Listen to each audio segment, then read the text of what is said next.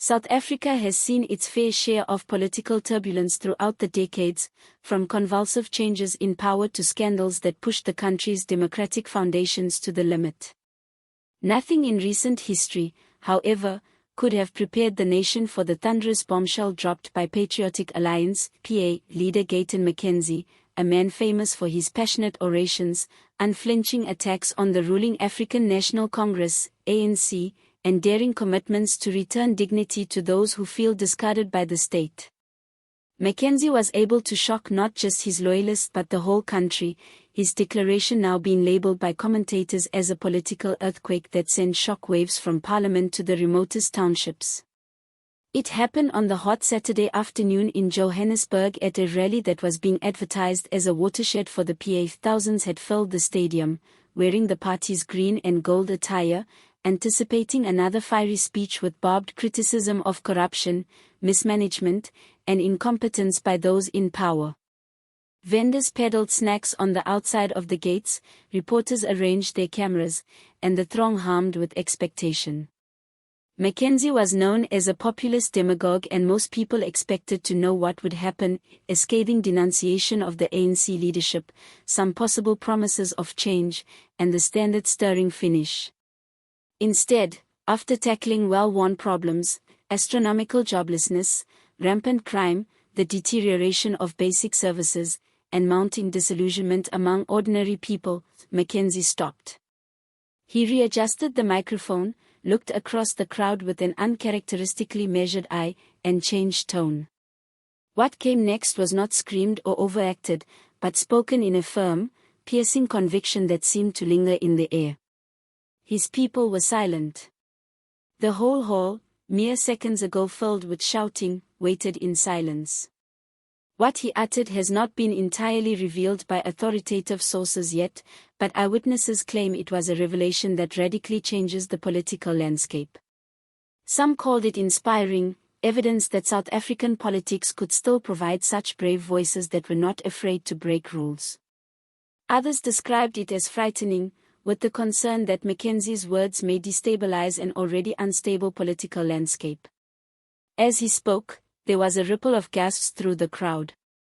Fans started chanting his name, but some just remained stunned, taking in what they had just heard. Opposition politicians monitoring the rally on live television frantically prepared statements.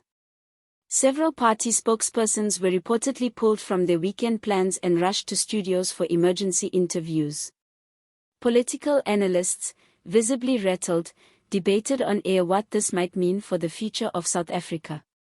Inside the Patriotic Alliance itself, reactions were far from unified.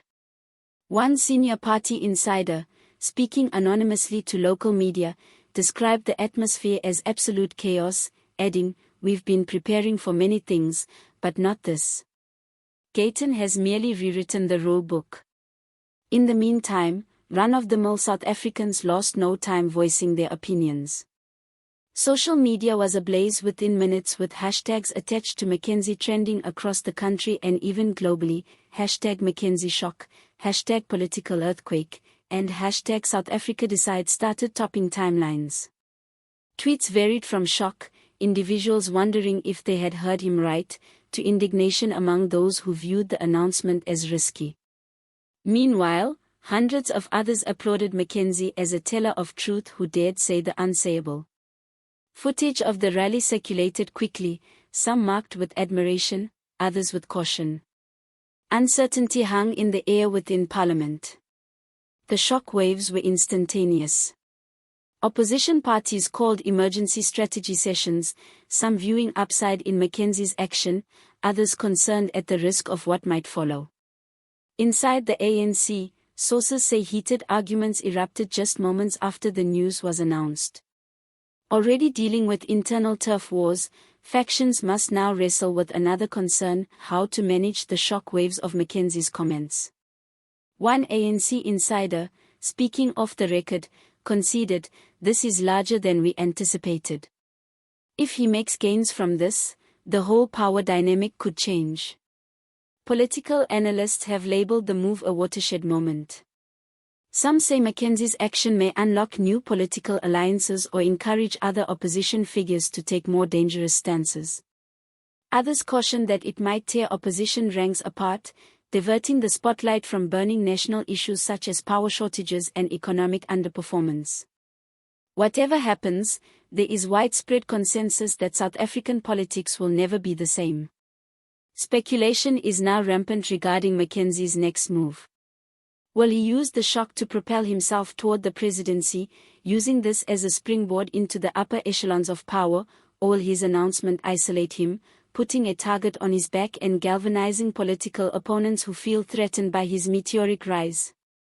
His supporters feel that he has finally set himself up as a credible candidate for national leadership.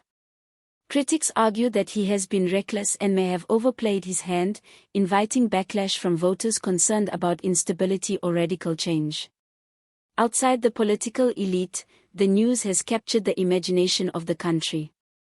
In the rural villages, local radio stations air McKenzie's comments, fueling heated debate among farmers and traders. In cities, taxi drivers, businessmen, and students discuss the implications on the way to work. Family dinner tables, offices, and WhatsApp groups are abuzz with speculation on what is next. For most, McKenzie's statements have triggered a more serious discussion about leadership, accountability, and where South Africa is headed. The scale of the moment cannot be exaggerated. South Africans have endured decades of scandals, corruption investigations, and failed promises. Confidence in political institutions has declined consistently, and citizens have grown disillusioned about the prospect of change. McKenzie's declaration, heroic or ill-advised, is helping to rekindle passion on a scale that few events have achieved in recent times.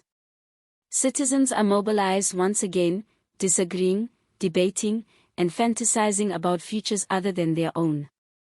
Within the PA, younger members are said to regard the disclosure as a daring masterstroke that may shift the party's function in national politics. Older members, on the other hand, are said to advise caution, fearing that the action might invite aggression from fierce rivals or drive off middle-of-the-road voters. Such dynamics within the party will most probably frame the party's plan over the next few weeks as it tries to ride the spotlight without cracking under strain. Global onlookers are paying attention as well. The foreign media have started reporting the story, presenting it as evidence of South Africa's raw but dynamic democracy.